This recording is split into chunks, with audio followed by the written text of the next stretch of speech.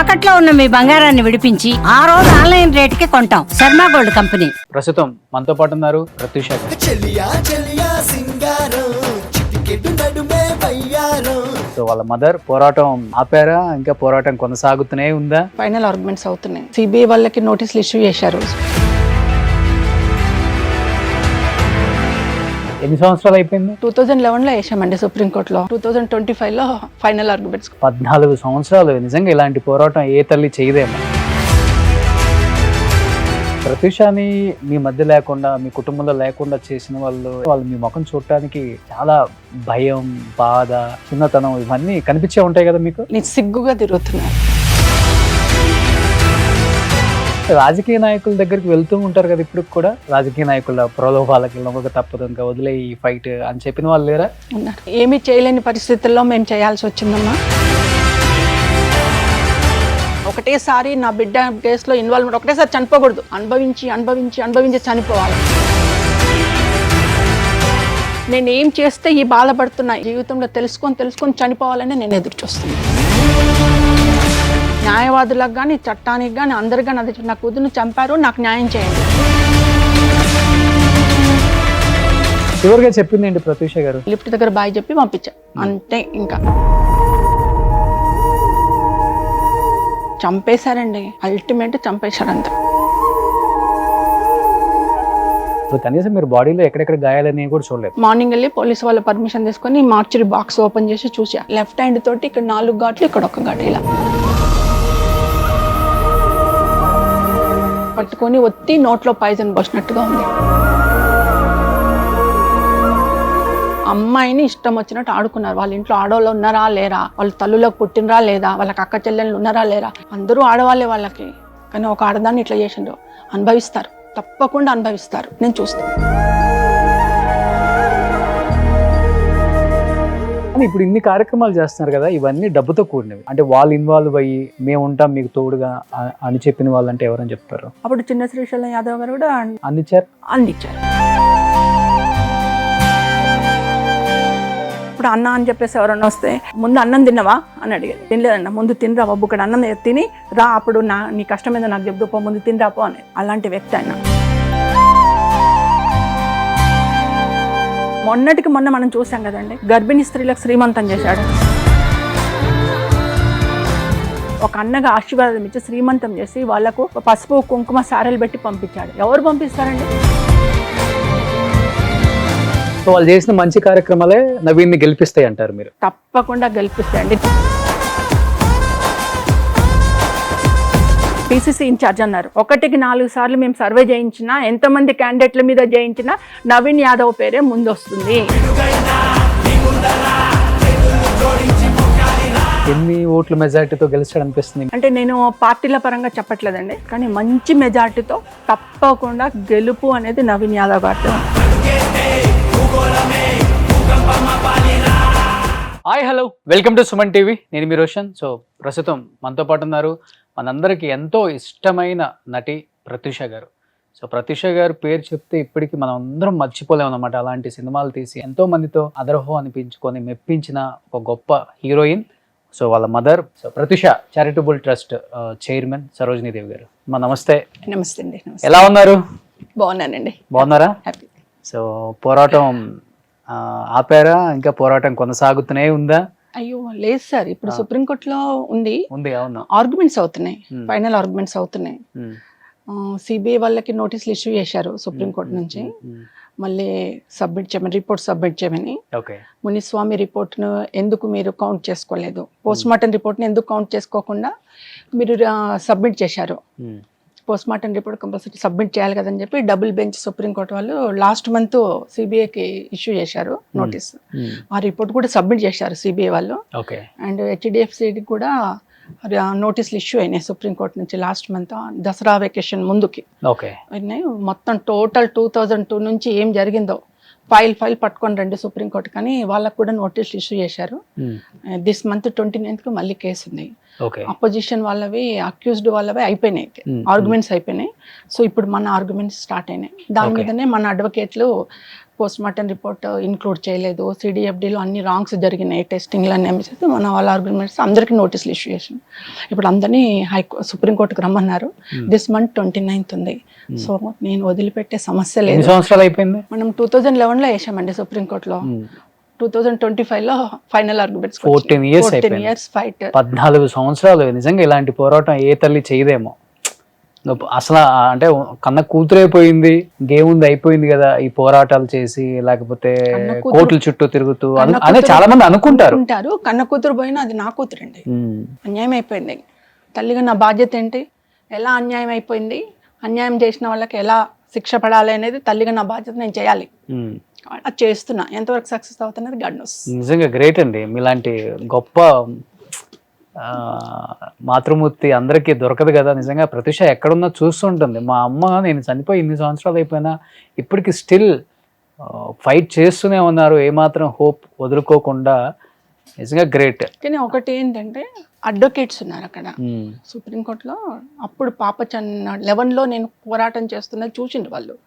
చూసి they are calling మీ, అమ్మ మేము ఫైట్ చేస్తాం సుప్రీంకోర్టులో, మీరు ఓడిపోయారు కదా హైకోర్టులో, శిక్ష తగ్గించారని బాధపడుతున్నారు, మీడియాలో మేము చూసినాము, మేము పోరాటం చేస్తాం ఇక్కడ అని చెప్పేసి అక్కడ ఉన్న ఒక ఇద్దరు అడ్వకేట్లు ఫార్వర్డ్ అయ్యి 11 నుంచి కొట్లాడుతున్నారు. ఇంతవరకు నా దగ్గర సింగిల్ పైస్ తీసుకోలేదు వాళ్ళు. ఓకే. వాళ్ళే ఇప్పుడు 14 సంవత్సరాల పోరాటంలో డబ్బులు ఎవరు తీసుకోలేదా? ఆ అడ్వకేట్స్ ఎవరు తీసుకోలే ఇంతవరకు సింగిల్ పైస్ తీసుకోలేదు. ఓకే.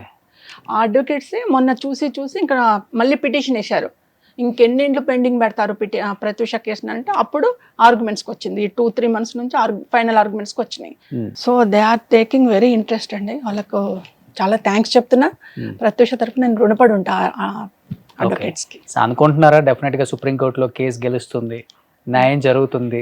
గెలవాలి అనుకుంటున్నాను. పోరాటం అయితే కానీ చేస్తున్నాను. ఇప్పుడున్న ఈ రాజకీయాలు, ఈ రాజకీయ నాయకులు, ఈ ఇన్ఫ్లుయెన్స్ ఇవంతా చూసిన తర్వాత కూడా మీకు ఏమాత్రం హోప్ తగ్గలేదు చూడండి. అంటే గ్రేట్. అది పోరాటం అయితే చేస్తున్నాను. హైకోర్టులో అయితే న్యాయం దొరకలేదు. ఆ జడ్జి ఎక్కడ ఉన్నారో ఆయనకి ఎప్పుడు నేను కూడా ఆయనకు కూడా రుణపడి ఉంటాను. ఎందుకంటే ఆడపిల్ల అని చూడకుండా 40,000 ఇస్తున్నా నా కుటుంబానికి. ప్రత్యూష చనిపోయింది కదా, ఆ కుటుంబానికి 40,000 ఇస్తున్నా అన్నాడు హైకోర్టులో. ఓకే. 40,000 మంత్ ఇస్తున్నారా? లేదు, 40,000 రూపీస్ అంతే ఓకే ఇస్తున్నానంటే. అప్పుడు నేను అక్కడే ఉన్నాను, కోర్టు హాల్లోనే ఉన్నాను. లేచి చెప్పాను, సార్ నేను ఒక్క నిమిషం మాట్లాడతాను, పర్మిషన్ ఇవ్వండి అంటే చెప్పండి అమ్మన్నారు. నాకు 40,000 వద్దు సార్, ప్రత్యూషలాగా ఆ చివరి అంచు వరకు వచ్చి బతికిన వాళ్ళ అమ్మాయిలు ఎంతోమంది ఉన్నారు. ప్రత్యూష చనిపోయింది కానీ అలా బతికి బాధపడుతున్న వాళ్ళ కుటుంబాలకు ఇవ్వండి, మా పాప పేరు మీద 40,000 రూపీస్. నాకు వద్దు సార్, మీరు చాలా పెద్ద హృదయంతో 40,000 ఇస్తున్నారు, చాలా థ్యాంక్స్ సార్ అని చెప్పాను జడ్జి గారికి. ఓకే. కామైపోయారు ఆయన. కానీ ప్రత్యూషాని అంటే మీ మధ్య లేకుండా, మీ కుటుంబంలో లేకుండా చేసిన వాళ్ళు ఎక్కడో కోర్టులోనో బయటో ఎక్కడో వాళ్ళకి సంబంధించిన వాళ్ళు, వాళ్ళ తల్లిదండ్రులు తారసపడే ఉంటాం డెఫినెట్గా. మీరు కూడా ఎక్కువ యాక్టివ్గా తిరుగుతుంటారు. పొలిటికల్ జర్నీ ఉంది, ఇటు పక్కన సోషల్ సర్వీస్ ఉంది. అది చూసినప్పుడు కనీసం వాళ్ళు మీ ముఖం చూడటానికి చాలా భయం, బాధ, లేకపోతే చిన్నతనం ఇవన్నీ కనిపించే ఉంటాయి కదా మీకు? సిగ్గుగా తిరుగుతున్నారు. ఆ బాధ, భయం ఏమి లేవు, ఇవన్నీ కామన్ మాకు సొసైటీలో అన్నట్టు సిగ్గుగా తిరుగుతున్నారు. అవునా? ఓకే. నమస్కారం అంటే మా బాగున్నావా అనుకుంటూ పోతున్నారు. ఓ, వాళ్ళు నమస్కారం కూడా పెడుతున్నారు మీరు? వెళ్తూ ఉంటే ఇలా నమస్కారం అంట, ఏమా బాగున్నావా అనుకుంటూ పోతున్నారు. సిగ్గుగా తిరుగుతున్నారు. అంటే వాళ్ళ కుటుంబంలో జరగలేదు కదండి ఇన్సిడెంట్, నా కుటుంబంలో జరిగింది. నాకు బాధ, అమ్మాయిని పోగొట్టుకున్న కుటుంబాలకు బాధ. అవును. కానీ ఆ అమ్మాయిలను పోగొట్టిన వాళ్ళకి ఏం బాధ అండి? వాళ్ళకి ఎంతో మంది నిస్సిగ్గుగా బతుకుతున్నారు సొసైటీలో. కానీ రాజకీయ నాయకుల దగ్గరికి వెళ్తూ ఉంటారు కదా ఇప్పుడు కూడా, ఇంకా చాలా ఫైట్ చేసావు, ఇంతే ఉంటుంది, మేము కొన్ని వాటికి లొంగక తప్పదు అంటే రాజకీయ నాయకుల ప్రలోభాలకి లొంగక తప్పదు, ఇంకా వదిలే ఈ ఫైట్ అని చెప్పిన వాళ్ళు లేరా? గొప్ప వాళ్ళే చెప్పుంటారు కదా. అంటే ఏమీ చేయలేని పరిస్థితుల్లో మేము చేయాల్సి వచ్చిందమ్మా, క్షమించమ్మా, ఒక తల్లిగా మమ్మల్ని క్షమించన్న వాళ్ళు కూడా ఉన్నారు. ఆ టైంకి మా చేతిలో ఏమీ లేదు, ఆర్డర్స్ వచ్చినాయి చేసినాం. చేయకూడదు కానీ చేసినాం. తల్లి మమ్మల్ని క్షమించమ్మా అన్న వాళ్ళు కూడా ఉన్నారు. ఓకే, ఈ కేసులో ఇన్వాల్వ్ అయిన వాళ్ళు ఉంటుంది, డెఫినెట్గా ఉంటుంది ఆ బాధ. ఎంత గొప్పోడికైనా ఏదో ఒక రోజు ఎంత రియలైజేషన్ ఉంటుంది కదా. గొప్పోడైనా ఎవరైనా మనిషే కదండి. అంతే కదా. మానవత్వం అంటే ఎక్కడైతే మృగతత్వం ఉంటుందో అక్కడ మానవత్వం కూడా ఉంటుంది.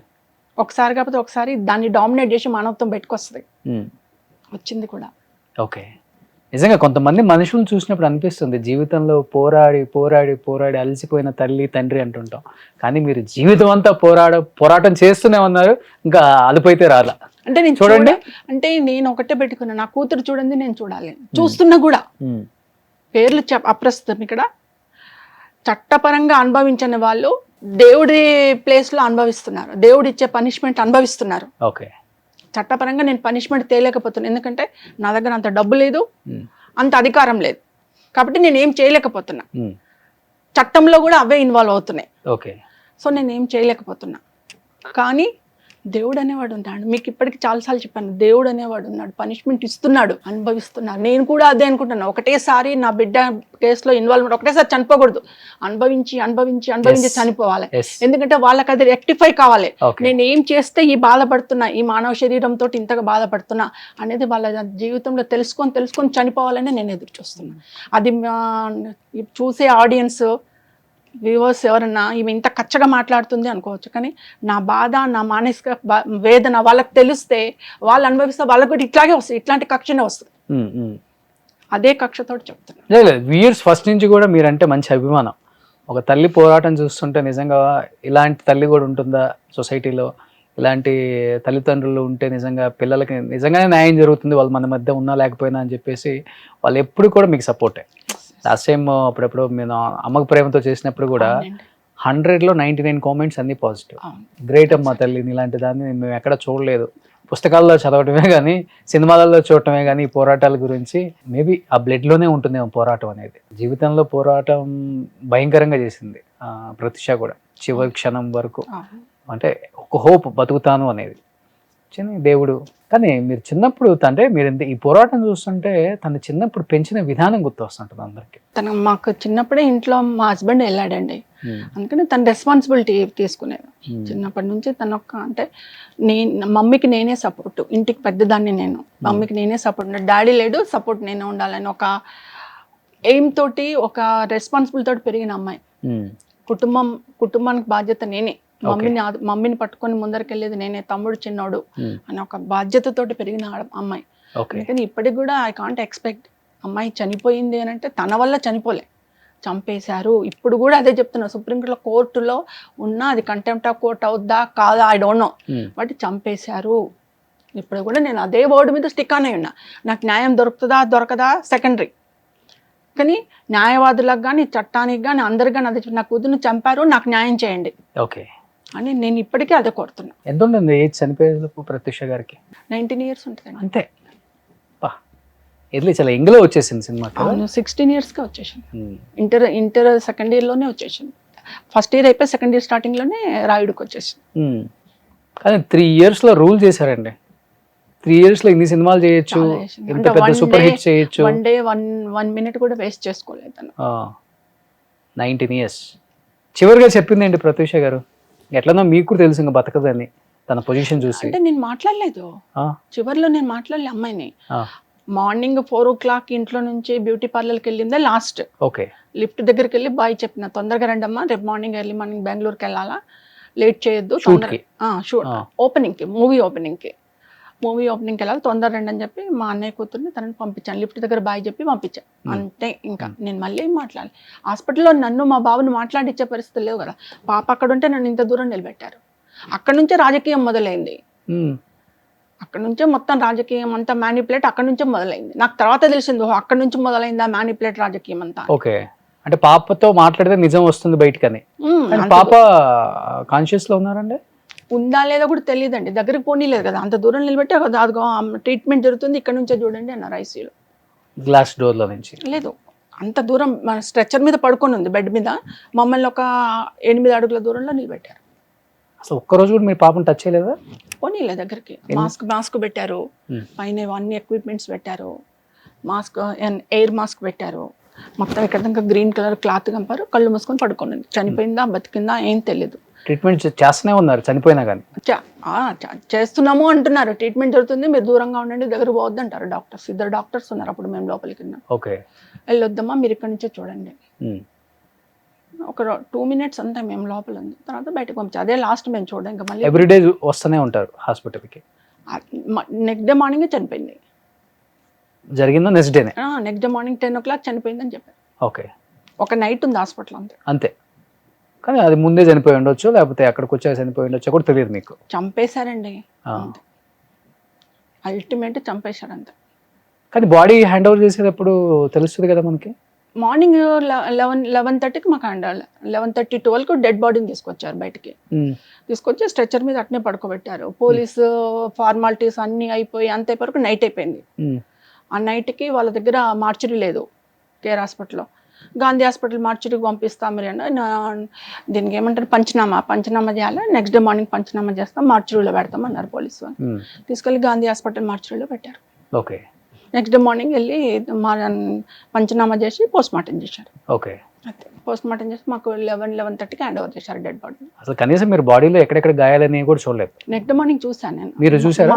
మా అన్నయ్య వాళ్ళు మా వదినలు చెప్పారు ఇక్కడ అన్ని ఘాట్లు నేమో ఒకసారి చూద్దామని. మార్నింగ్ వెళ్ళి పోలీసు వాళ్ళ పర్మిషన్ తీసుకొని మార్చురీ బాక్స్ ఓపెన్ చేసి చూసా. ఇక్కడ ఇలా ఉంది, లెఫ్ట్ హ్యాండ్ తోటి ఇక్కడ 4 ఘాట్లు, ఇక్కడ 1 ఘాటు ఇలా గట్టి పట్టుకొని ఒత్తి నోట్లో పాయిజన్ పోసినట్టుగా ఉంది. ఓకే, మిగతా బాడీలో ఎక్కడ?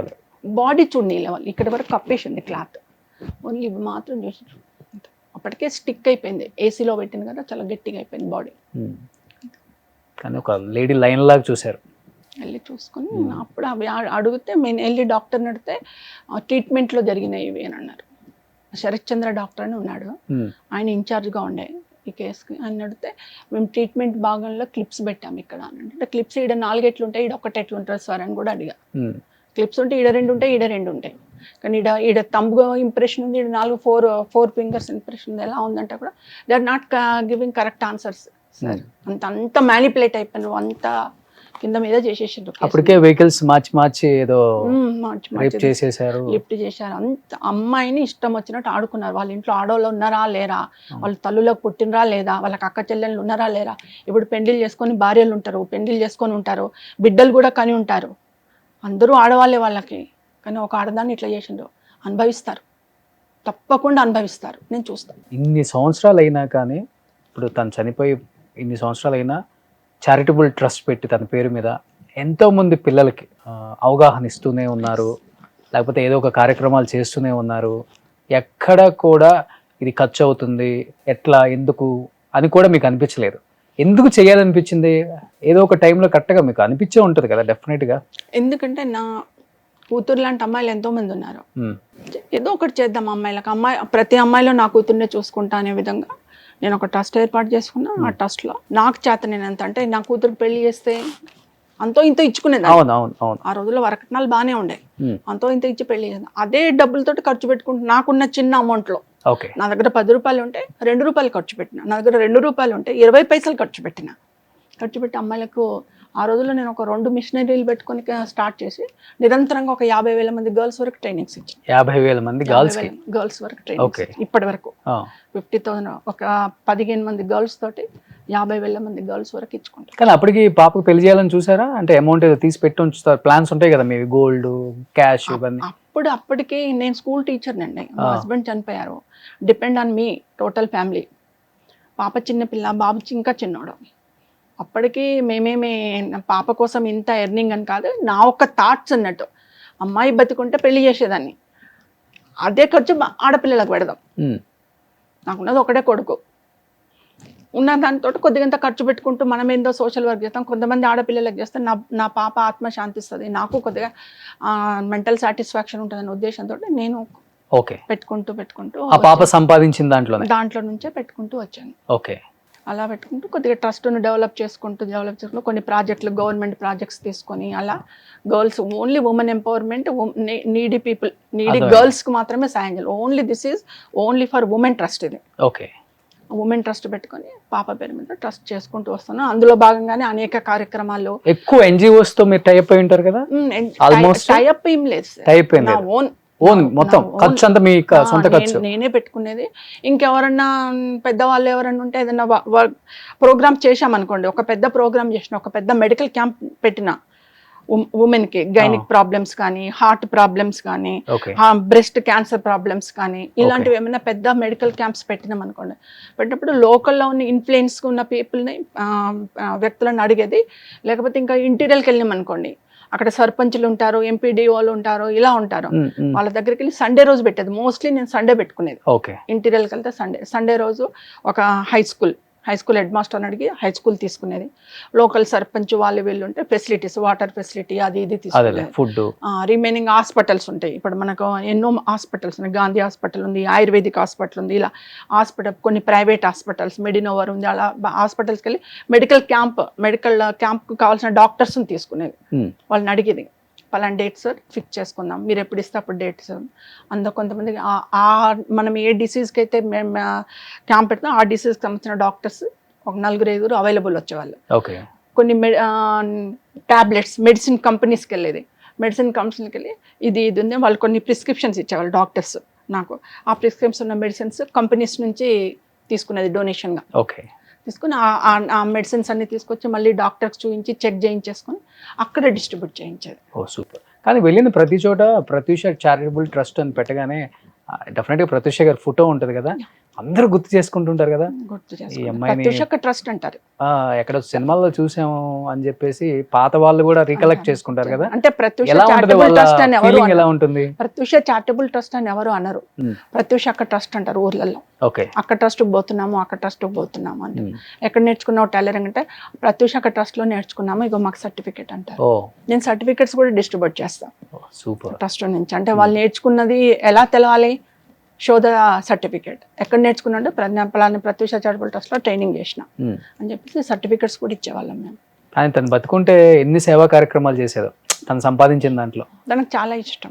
అంటే తను షూటింగ్ లో ఉన్నప్పుడు తను వాడిన చెప్పులు అవి ఉంటే తీసుకొచ్చేసి మా ఇంట్లో పనమ్మాయికి లేకపోతే ఇంకెవరైనా పనం వాళ్ళతో తీసుకురా, అప్పుడు నా చెప్పులన్నీ ఇచ్చేస్తాను, డ్రెస్సులన్నీ ఇచ్చేస్తాను అని చెప్పి ఇచ్చేసేది. అర్థమైంది. పట్టుకొచ్చేసి ఇచ్చేసేది, అందరికి దానం చేసేసేది. అక్కడ ఉంటే వేస్ట్ అయిపోతాయి మమ్మీ, ఎక్కడో పడేస్తారు, తీసుకుపోయి మన సంతోష్కి వాళ్ళకి వీళ్ళకి ఇచ్చేది, అందరికి ఇచ్చేవాళ్ళు. చాలా కార్యక్రమాలు చేసేవాళ్ళు అసలు. చాలా అంటే only for girls. Women, girls. కానీ ఇప్పుడు సెంట్రల్ గవర్నమెంట్ ప్రాజెక్ట్స్ ఉన్నాయి. FCC ఫ్యామిలీ కౌన్సిలింగ్ సెంటర్ కూడా మెయింటైన్ చేశా. Nearly hundreds of families set చేశా. కానీ ఎప్పుడన్నా అనిపిస్తుంది మహానటి సినిమా చూసినప్పుడు ప్రత్యూష ఒకవేళ అప్పుడు ఆ సినిమా తీసుకుంటే ప్రత్యూషని హీరోయిన్ గా తీసుకునే వాళ్ళు ఆ సినిమా కనిపించింది. ఆమెకుండే అలానే ఉంటది ఒక ట్రెండ్, ఆమెకు మంచి క్యారెక్టర్లు చేయాలని ఉండే. ఆమెలో ఊహ చేసిన క్యారెక్టర్ ఒకటి ఉండే ఆమెకు. ఎప్పుడైనా వస్తే మమ్మీ నేను ఇలాంటి క్యారెక్టర్ నేను ఎప్పుడైనా సరే ఊహ మేడం లాగా చేయాలి. నేను శ్రీదేవిది ఒకటి ఉండింది, కమల్ హాసన్ ఉంటారు అందులో, ఆ క్యారెక్టర్ ఒకటి. ఈ 2 క్యారెక్టర్లు చాలా ఇంట్రెస్టెడ్ గా ఉండేది. ఈ 2 క్యారెక్టర్లు ఎప్పటికైనా సరే నేను మంచి హీరోయిన్ అయిన తర్వాత ముందు ఈ 2 క్యారెక్టర్లు చేస్తాను. ఎక్కువ ఏ హీరోయిన్ ఇష్టపడతారా? శ్రీదేవి గారు. ఎప్పుడైనా ఖాళీగా ఉంటే మొబైల్ ఇలా మిర్రర్ పెట్టేసుకొని ఒక రూమ్లో మిర్రర్ పెట్టించేసిన, ఒక చైర్ తీసుకుపోయి వేసేసుకొని ఆ మిర్రర్లో చూసుకుంటూ శ్రీదేవి ఆహభావాలు చేస్తూ ఉండేది. మొబైల్లో చూసుకునేది ఇలా చేసేది, మొబైల్లో చూసుకునేది ఇలా చేసుకునేది. సూపర్. కానీ ఇప్పుడు ఇన్ని కార్యక్రమాలు చేస్తున్నారు కదా, ఇవన్నీ డబ్బుతో కూడినవి. ఇప్పుడు మీ దగ్గర ఉన్న ఫండ్తో చేయాలంటే చాలా చాలా కష్టం. మీరు చెప్పినట్టుగా చాలా మంది హెల్ప్ కూడా అవసరం, ముఖ్యంగా పొలిటీషియన్స్ లేకపోతే కొంచెం బిజినెస్ అలాంటి వాళ్ళది చాలా ఇంపార్టెంట్. ఇప్పుడు హైదరాబాద్లో కూడా మీరు ఎక్కువ చేస్తుంటారు కాబట్టి ఎక్కువ అంటే మీరు చేస్తున్నారు, మా వాటితో టైప్ అవుదాం, లేకపోతే మీ వాటికి మా సపోర్ట్ కావాలంటే ఇస్తామని చాలామంది చెప్తూనే ఉంటారు కదా. చాలామంది బిజినెస్ వాళ్ళు చేస్తున్నారు. అలా ముందుకు వచ్చి అంటే వాళ్ళు ఇన్వాల్వ్ అయ్యి మేము ఉంటాం మీకు తోడుగా అని చెప్పిన వాళ్ళంటే ఎవరని చెప్తారు? నా వరకు నేను కొన్ని ఫిలిం ప్రోగ్రామ్స్ కూడా చేశాను. అంటే ప్రత్యూష చారిటబుల్ ట్రస్ట్ అవార్డ్స్ కూడా చేశాను. స్మాల్ స్క్రీన్ చేశాను, బిగ్ స్క్రీన్ చేశాను. ఇప్పుడు చేస్తున్నారా? ఒక 4-5 years నుంచి ఆపాను. అంతకుముందు బాగా చేశాను. ఎవ్రీ 2 years ఒకసారి ఇచ్చాను. అప్పుడు దానికి చీఫ్ గెస్ట్ అంటే గెస్ట్లుగా చాలా మంది వచ్చేవాళ్ళు. రాజేంద్ర ప్రసాద్ గారు వచ్చిండ్రు, జగపత్ బాబు గారు వచ్చిండ్రు, మళ్ళీ ఉదయ్ భాను వచ్చింది, ఝాన్సీ గారు వచ్చారు, చాలా మంది వచ్చారు. అంటే నేను పిలిచిన వాళ్ళందరూ ఎవరు ఆపకుండా అందరూ వచ్చారు. ఓకే. కాంతారావు గారికి ఇచ్చాను, గీతాంజలి గారికి ఇచ్చాను అవార్డు, అందరినీ పిలిచాను. ఓకే. అందులో భాగంగా పొలిటీషియన్స్ అంటే నేను ఎక్కువ పొలిటీషియన్స్ ఇన్వైట్ చేయకపోయేది, బట్ ఆర్ కృష్ణయ్య గారు వచ్చారు. అప్పుడు ఆర్ కృష్ణయ్య గారు నేను ఏ ప్రోగ్రామ్ పిలిచినా వచ్చారు. తెలియని కోపం ఉంటుంది కదా పొలిటీషియన్స్ మీద మీకు? అలా అని కాదు, ట్రస్ట్ అంటే ఒక ఎన్జిఓ, ఓకే, వై ఇన్వాల్వ్డ్ అన్నట్టుగా. నేను ఏమైనా సినీ ఫీల్డ్ మేము ఒక అంటే నేను ఇప్పటికీ చాలా గ్రేట్గా పిలుచుకుంటాను. ఈరోజు మా కుటుంబానికి పేరు ఉంది అని అంటే సినిమా, నేను ఇంతవరకు గర్వంగా చెప్పుకున్నది నేను ఒక సినిమా కుటుంబం, మాది ఒక సినిమా కుటుంబం. ఓకే. నేను ఇప్పుడు కూడా అదే గర్వంగా చెప్పుకుంటా. మేము ఒక ఫిలిం కుటుంబం, అందరము కలిసి ఉండాలి, అందరికీ ఒకరికి మ్యూచువల్గా ఒకరికొకరు రెస్పెక్ట్ తీసుకోవాలనే భావంతో ఉంటాను నేను. అదే మంచితనంతో ఈరోజు ఫీల్డ్లో కూడా నేను అదే మంచితనంతో మూవ్ అవుతున్నా. ఓకే. అందులో భాగంగా నేను ఎవరు పిలిచినా వస్తారు, గెస్ట్గా వస్తారు. ఇప్పుడు సంఘాల నుంచి అంటే ఆర్ కృష్ణ గారు నేను ఎక్కువ ఇన్వైట్ చేసుకునేది, ఆయన వచ్చారు. అందులో భాగంగా హైదరాబాద్లో కొంతమంది వెల్ నోటెడ్ ఇలా మాలాగా సోషల్ వర్క్ చేసేవాళ్ళు, మాలాగా పబ్లిక్లో మింగిల్ అయ్యి పబ్లిక్ సాయం అందించేవాళ్ళు, పబ్లిక్ అందుబాటులో ఉండే వాళ్ళని కూడా నేను పిలిచాను. అందులో ఇప్పుడు ప్రజెంట్ జూబ్లీహిల్స్ క్యాండిడేట్గా ఉన్న వాళ్ళ తండ్రి నవీన్ యాదవ్ గారు తండ్రి గారు చిన్న శ్రీశ్యామ్ యాదవ్ గారిని కూడా ఇన్వైట్ చేసిన. వాళ్ళు అనేక కార్యక్రమాలు చేస్తుంటే కూడా నన్ను కూడా పిలిచారు, నేను కూడా వెళ్ళిన. 2002 పాప చనిపోయిన తర్వాత నేను అనేక మందితో మింగిలాను. అప్పుడు మనకు కంబైన్డ్ ఏపీ ఉండే, నేను ఒక తెలంగాణ అనకుండా రామచంద్రాపురం, కాకినాడ, గుంటూరు, విజయవాడ, ఇటు అనంతపూర్, రాజమండ్రి ఇవన్నీ తిరిగాను సోషల్ యాక్టివిటీస్లో. ఇక్కడైతే వరంగల్, నల్గొండ, రంగారెడ్డి, ఆదిలాబాద్, కరీంనగర్, నిజామాబాద్ ఇవన్నీ తిరిగా. అంటే ఎక్కడ ఆగకుండా మొత్తం ఆంధ్రప్రదేశ్ అంతా నాది అనుకుని నేను తిరిగా. అందరికీ ప్రత్యూష తెలుసు, ఎక్కడ ఏ అమ్మాయి ఉన్నా ఆ పద్ధతితో మనం ఆదుకోవాలా, నాతో అయినంత సాయం చేయాలని చెప్పి నేను మొత్తం ఏపీ మొత్తం తిరిగినప్పుడు. అందులో భాగంగానే హైదరాబాద్లో కూడా అనేక కార్యక్రమాలు చేసిన. అప్పుడు చిన్న శ్రీశైలం యాదవ్ గారు కూడా మంచి కార్యక్రమాలు చేస్తున్నామమ్మా, నువ్వు ముందరికెళ్ళు, నీకేమైనా సహాయ సహకారాలు కావాలంటే మా లాంటి వాళ్ళం మేము సహాయ సహకారాలు అందిస్తాము. అందించారు. ఓకే. కొన్ని అంటే ఏమన్నా అన్నదానాలు చేయాలన్నా ఏదన్నా చేయాలన్నా నాకు చేశారు. ఓకే. కానీ నేను ఆయన ఇంటికి వెళ్ళినప్పుడు అప్పుడు ఇంత డెవలప్మెంట్ లేదు కదా ఆ కాలంలో. సో నేను ఆయన ఇంటికి వెళ్ళినప్పుడు ఆయన ఇంటి పక్కనే ఆయనది ఇప్పుడు ఏదైతే యూసుఫ్ కూడా ఆఫీస్ ఉందో అదే ఫంక్షన్ హాల్గా ఉండే. ఇప్పుడు మీరు దాని వెనకకు చూస్తే, ఇప్పుడు ఆఫీసు ఎండ్ అయిన వెనకకు చూస్తే పెద్ద వంటశాల ఉంటుంది ఇప్పుడు కూడా. ఓకే. ఆ కాలంలోనే పెద్ద పెద్ద అండాలు పెట్టేసి కిలోల కొద్ది, బస్తాల కొద్ది వంటలు అవుతూనే ఉండేది అక్కడ. ఫుట్పాత్ల మీద చిన్న చిన్న బిజినెస్ చేసుకునే వాళ్ళు రోజు కూలీవారిగా అడ్డాల మీద నిలబడి లేట్ అయిపోతే వచ్చి తినేవాళ్ళు. కొంతమంది పేద మహిళలు వస్తే ఇస్తరాకులు పెట్టేసి పెట్టేవాళ్ళు పెడుతూనే ఉండేవారు, తినేసి మంచిగా కడుపు నిండి నీళ్ళలాగే వెళ్ళిపోతూనే ఉండేవారు. సాయంకాలం వరకు అలా జరుగుతూనే ఉండేది అక్కడ ప్రతిరోజు. ఆయన ఫంక్షన్ హాల్లో 24 గంటలు భోజనాలు పెడుతూనే ఉండేవారు. మేము ఎప్పుడైనా వెళ్ళి సార్ దగ్గర కూర్చుంటే ఎవరన్నా వచ్చి అన్న ఇది సాయం కావాలంటే 12-1 గంట మధ్యలో మేము ఏమన్నా కార్యక్రమాలు చేసుకొని సార్ని కలిసిపోదామని చెప్పి అటు వెళ్ళి వచ్చేవాళ్ళం. వచ్చినప్పుడు అన్న అని చెప్పేసి ఎవరన్నా వస్తే ముందు అన్నం తిన్నావా అని అడిగేది, ఇదే లాంగ్వేజ్లో. అన్నం తిన్న వచ్చినావా అన్నాడు. తినలేదన్న, ముందు తినరా బాబు, ఇక్కడ అన్నం తిని రా, అప్పుడు నీ కష్టం ఏదో నాకు చెప్తూ పో, ముందు తినరాపో అనేది. అలాంటి వ్యక్తి ఆయన. ఓకే. కానీ రకరకాలుగా మాట్లాడతారు ఆ వ్యక్తి గురించి, కానీ మీరు చెప్పేది 20-25 సంవత్సరాల ముందు నుంచి ఇప్పటికి కూడా చేస్తున్నాడు. వెనక ఉందండి, ఇప్పటికి మీరు వెళ్ళి చూడండి సార్, నేనేం అబద్ధం చెప్పట్లేదు. ఆయన ఆఫీస్ వెనక చూడండి, వంటశాల చాలా పెద్దగా ఉంటాయి. ఓకే. సో ఆయనకి హెల్పింగ్ నేచర్ ఎక్కువ. హెల్పింగ్ నేచర్ ఎక్కువ. ఎవరికన్నా బాధపడుతుండంటే నేను ఉన్నా అంటాడు. వాళ్ళ ఇంట్లో చెడు జరగని మంచి జరగని పోయి నిలబడతాడు. వాళ్ళకి కావాల్సిన ఏమో ముందు నిలబడితే ఏంటంటే ఆయన వచ్చి నిలబడంటే ఒక ధైర్యం, అన్నొచ్చిండు నిలబడతాడు, సాయం చేస్తాడు. వాళ్ళకి కావాల్సిన ఏమన్నా కార్యక్రమాలు ఉంటాయి కానీ ఇన్ని డబ్బులు ఇచ్చేసి ఆ కార్యక్రమాలు ఏర్పాటు చేయించేసి వచ్చేస్తాడు. ఓకే. అదే కాకుండా ఇంకా నేను చూసిన ఏంటంటే ఆయన ఎంతోమంది అమ్మాయిలకు వివాహం చేసిండు, అమ్మాయిలకు, పేద మహిళలకి. ఈ కాలంలో నేను ఇప్పుడు చూస్తున్నా, ఏది 14 నుంచి చూస్తున్నా, షాదీ ముబారక్ అని, కళ్యాణ లక్ష్మి అని. కానీ ఆయన 2002 నుంచే చూసినా నేను. ఆయన అమ్మాయిలకు వివాహాలు చేయడము, అమ్మాయిలకు సాయం చేయడము, అన్నదానం చేయడం అన్నట్టు 2014 నుంచి చూస్తున్నాం. 5 రూపాయలు తీసుకొని అన్నపూర్ణ క్యాంటీన్లు అని పెట్టి 5 రూపాయలు తీసుకొని పెడుతుంటారు పేదలకు. ఆయన ఫ్రీగా పొద్దున్న నుంచి రాత్రి 8 గంటల వరకు, పొద్దున 11 గంటలకు భోజనం స్టార్ట్ అయిందంటే రాత్రి 8 గంటల వరకు భోజనాలు పెడుతూనే ఉండేవాళ్ళు. ఓకే. ఉచితంగా తన కష్టార్జితంతో. ఓకే. ఈ మధ్య ఒక వీడియో కూడా ఫుల్ వైరల్ అయింది, మీరు చూసే ఉంటారు. బీజేపీ అతనిది అవును చూసారా? చూసాను. బీఆర్ఎస్ కి ఫస్ట్ ప్రచార రథం ఎవరు? ప్రచార రథం ఇచ్చారు, మళ్ళా కేసీఆర్ గారి కూతురికి వివాహానికి డబ్బులు సాయం చేశారు అని చూస్తాను. అది కేసీఆర్ గారి దగ్గర స్నేహితుడు అనుకుంటాను, అవును. చిన్ననాటి స్నేహితుడు. అవును రాజయ్య గారు. అవును, చూసారు. ఫుల్ వైరల్ అవుతుంది. వైరల్ అవుతుంది. కేసీఆర్ ని కాదని చెప్పమను.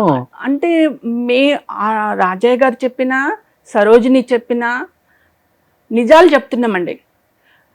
మేము చెప్పేది అబద్ధము అనుకుంటే జూబ్లీహిల్స్ నియోజకవర్గంలో బస్తీలలోకి వెళ్ళి అడగండి.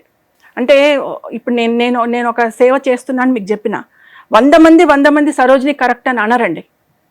కొంతమందికి నెగటివ్ ఉంటుండొచ్చు నా మీద, నెగటివ్ ఒపీనియన్ కూడా ఉంటుంది. నెగటివ్ చెప్పేవాళ్ళు నెగటివ్ చెప్తారు, పాజిటివ్ చెప్పేవాళ్ళు పాజిటివ్ చెప్పుకొనియండి. కానీ మనం ఏం చేస్తున్నాం అనేది చాలా ఇంపార్టెంట్. నేను ఎంతవరకు కరెక్ట్ చేస్తున్నాను అనేది నేను ఆలోచిస్తాను. ఎదుటి వాళ్ళు నన్ను ఏదో నెగటివ్ అంటున్నారని చెప్పేసి నేను పట్టించుకొని నేను ముందరికి వెళ్ళిపోతూనే ఉంటాను.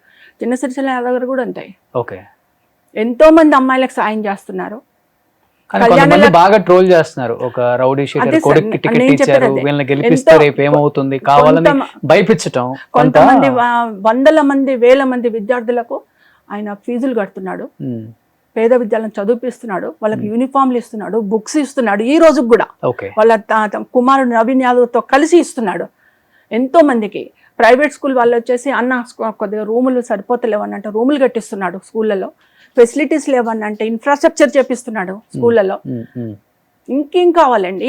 ఒక వ్యక్తి ప్రభుత్వంతో పోటీ పడకుండా నేను స్వంతంగా ప్రజలకు అందుబాటులో ఉంటాను అని చెప్పేసి సేవ చేసే వ్యక్తులను ఏమన్నాం మనం? ఇంకొకటి ఆశ్చర్యపోవాల్సింది నేను ఆ కాలంలో చూసింది ఏంటంటే ఎంతో మందికి పేదలకి ఇళ్ల పట్టాలు ఇప్పించాడండి. ఇది చాలా గొప్ప విషయం. అధికారులతో పోట్లాడి ప్రభుత్వంతో పోట్లాడి తన మీద కేసులు పడ్డా సరే పట్టించుకోకుండా ఎంతో మంది పేదవాళ్ళకి ఇళ్ల పట్టాలు ఇప్పించి ఇంటి నీడ లేని వాళ్ళకు గూడు లేని వాళ్ళకు నీడ లేని వాళ్ళకు ఇంత ఇంట్లో ఉంటే తిండి తిన్నా తినకపోయినా మీ ఇంట్లో మీరు పడి ఉంటారని చెప్పేసి వాళ్ళకి ఇండ్లు కట్టిపించాడు, పట్టాలు ఇప్పించాడు, ఇళ్ల పట్టాలు ఇప్పించాడు. బీఆర్ఎస్ లో ఉన్నారు కదా మీరు కూడా అప్పుడు? ఉన్నాను. ఏ పార్టీలో ఉన్నా ఉన్నది ఉన్నట్టు చెప్పడమే ధర్మము. ఏ పార్టీకి అఫిలియేటెడ్గా చెప్పట్లేదు. నేను ఒక కుటుంబం గురించి, ఒక కుటుంబంలో జరిగిన సేవా కార్యక్రమాల గురించి, ఒక కుటుంబంలో జరిగిన పేదవాళ్ళకు అందుబాటులో ఉన్న విషయం చెప్తున్నాను. అంతే. అవే క్వాలిటీస్ నవీన్ యాదవ్ మొత్తం వచ్చేసి ఇవన్నీ చేసుకుంటూ వస్తే ఆయన ఇంకా 2-3 అడుగుల ముందేసాడండి. స్టెప్స్ తండ్రి కంటే ఒక 3 స్టెప్పులు ముందు ఉన్నాడు. తను ఇదెంత మనం ఫ్రీగా చేస్తే కుదరదు నాన్న, నేను ఒక ఎన్జిఓని స్థాపిస్తా అని చెప్పి నవయువ నిర్మాణం అని చెప్పి ఒక ఎన్జిఓని స్థాపించుకున్నాడు. మా లాగానే స్టార్ట్ చేసుకొని దాని నుంచి ఇంకా ముమ్మరంగా చేస్తున్నాడు. ఆయన స్పోర్ట్స్లో టాలెంట్ ఉన్న స్పోర్ట్స్లో ఉన్న విద్యార్థులకి మీరు వెళ్ళండి, మీరు సక్సెస్ కాండి స్పోర్ట్స్లో అని చెప్పి వాళ్ళకి ఏ టాలెంట్కి కావాల్సిన ఏ ఫెసిలిటీ అయినా ఇప్పిస్తున్నాడు. సింగింగ్ పాటలు నేర్చుకునే వాళ్ళకి, జానపద కళాకారులకి, ఇతరత్ర కళాకారులకి అందరు కూడా వాళ్ళ టాలెంట్లను డెవలప్ చేసుకోవడానికి వాళ్ళ డిపార్ట్మెంట్లో వాళ్ళ విభాగాల్లో వాళ్ళు అభివృద్ధి చెందడానికి ఎన్నో విధాల సహాయ సహకారాలతో నేను కళ్ళతో చూసా. మొన్న మనం చూసాం కదండి, గర్భిణీ స్త్రీలకు శ్రీమంతం చేశాడు. అవునా? ఎన్ని వేల మందికి శ్రీమంతం చేశాడు.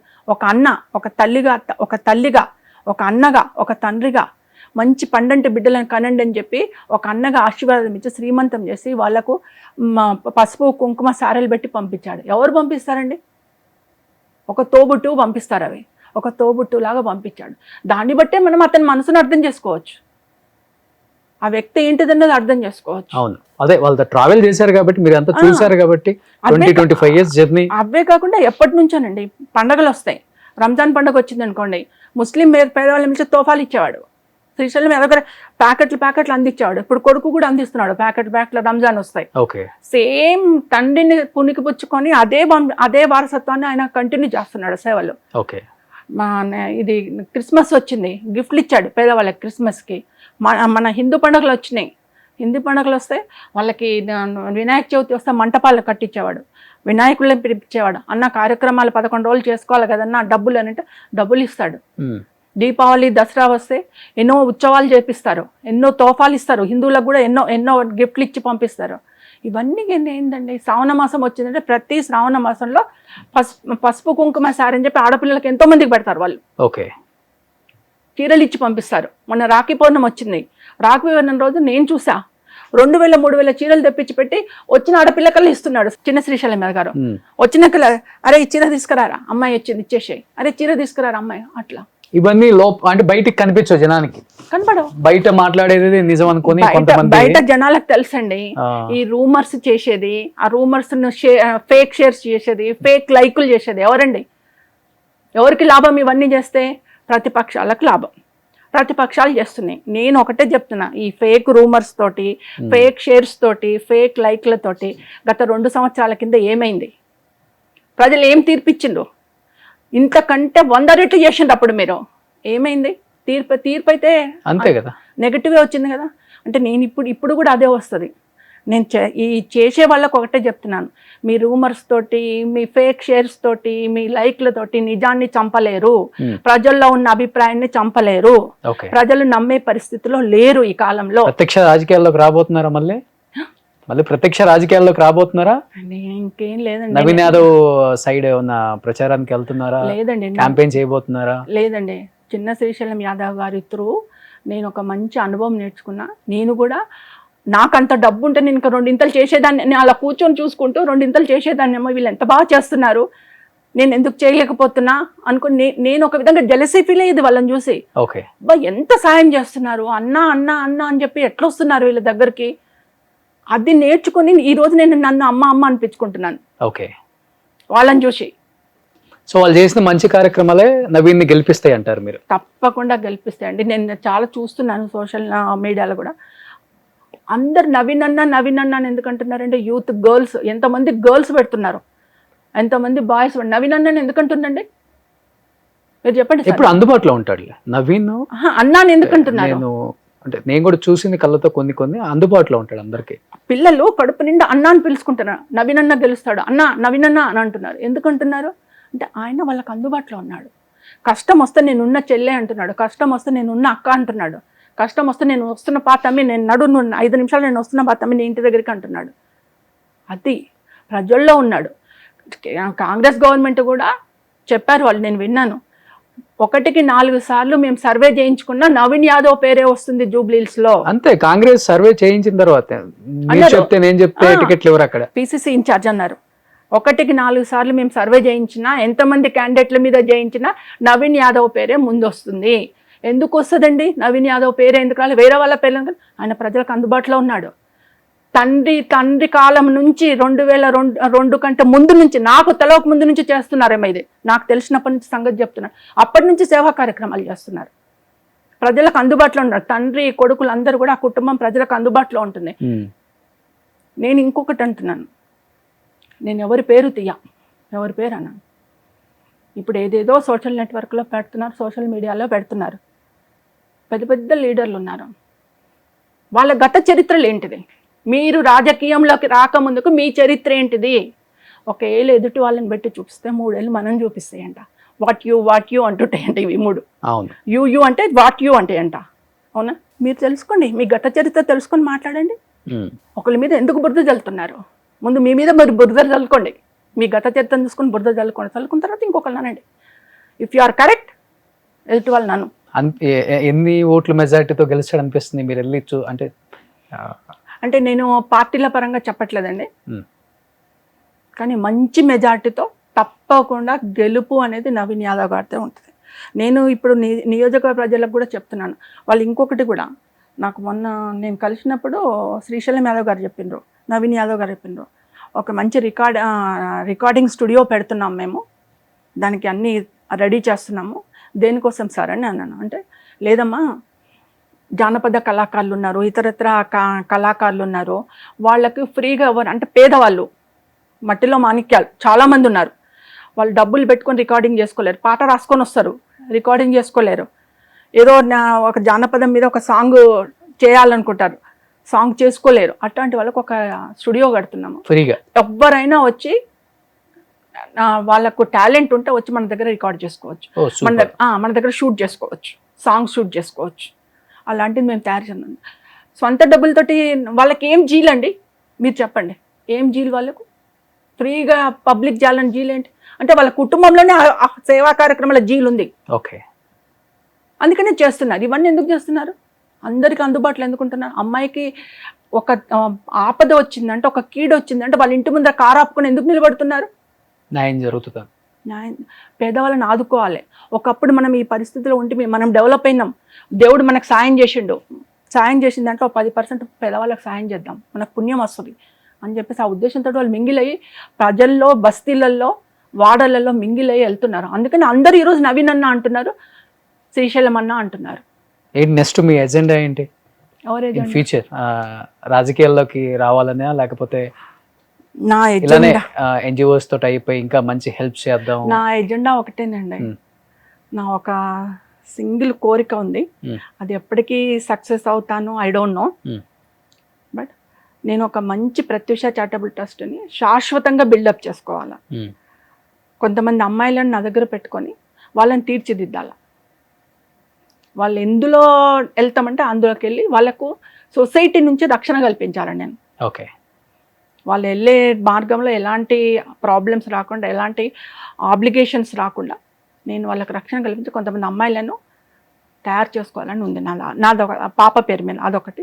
సెకండ్ కోరిక, నా కొడుకును ఎక్కడైతే నేను పూలు అమ్ముకునే ప్లేస్లో నష్టపోయి మళ్ళీ వెనక్కి వచ్చానో అక్కడే మళ్ళీ పూలతోటి అమ్ముకోవాలి, నా కొడుకుని నిలబెట్టాలని చెప్పి హీరోని చేద్దామని చెప్పి చాలా కష్టపడుతున్నాను. బట్ గాడ్ కూడా నాకు అవకాశం. ఇండస్ట్రీలో పెద్దలను కలుస్తున్నారా? బాబు నిజంగానే హీరో లాగా ఉంటాడు. ఆల్రెడీ కలుస్తున్నాము. మేమే ఓన్గా చేసుకోవాలా అనుకుంటున్నాను. ఇంకా అవకాశాల కోసం ఎదురు చూడకుండా ముందు నేనే ఎంటర్ చేపిద్దాం బాబుని అని చెప్పేసి ఆ ప్రయత్నంలో ఉన్నాను. అందులో ఒకటి సక్సెస్ కావాలి, ఈ 2 కోరికలు నాకు.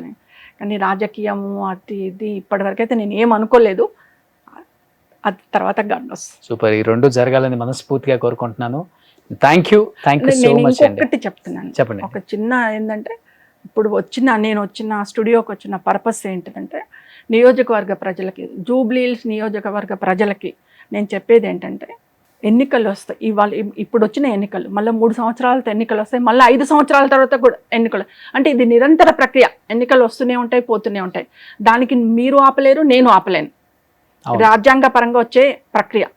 కానీ మనం ఎన్నుకునే నాయకుడు ఎవరు, ఎలాంటి వాళ్ళని ఎన్నుకోవాలా, ఆ వ్యక్తి మనని ఎంతవరకు ఆదుకుంటుండు, భవిష్యత్తులో మనని ఎంతవరకు ఆదుకుంటాడు, మన బతుకులను ఎలా బాగు చేస్తాడు, మనకి ఎప్పుడు ఏ రాత్రి ఏ పగలైనా ఎలా అందుబాటులో ఉంటాడు, మన నియోజకవర్గాన్ని ఎవరు అభివృద్ధి చేస్తారు అంటే గతంలో చూడలేని అభివృద్ధిని ఇక ముందు మనం సంతోషపడేలా చేసే అభివృద్ధిని ఎవరు చేస్తారు, బాగా ఆలోచించండి అమ్మా. మీకు అందుబాటులో ఉన్న వ్యక్తిని, మీకు ప్రజలలో ఉన్న వ్యక్తిని, మీ కష్టాలలో నేను వచ్చి ఉన్నాను అని నిలబడే వ్యక్తిని ఎన్నుకోనండి, నాయకుడిగా గెలిపించుకోండి, నియోజకవర్గాన్ని అభివృద్ధి చేసుకోండి, మీ బతుకులను కూడా బాగు చేసుకోండి అని చెప్పేసి తెలియజేస్తున్నాను. Thank you. సుమన్ టీవీలో మీ పర్సనల్ అండ్ బిజినెస్ ప్రమోషన్స్ కోసం కింది నెంబర్కి కాంటాక్ట్ చేయండి.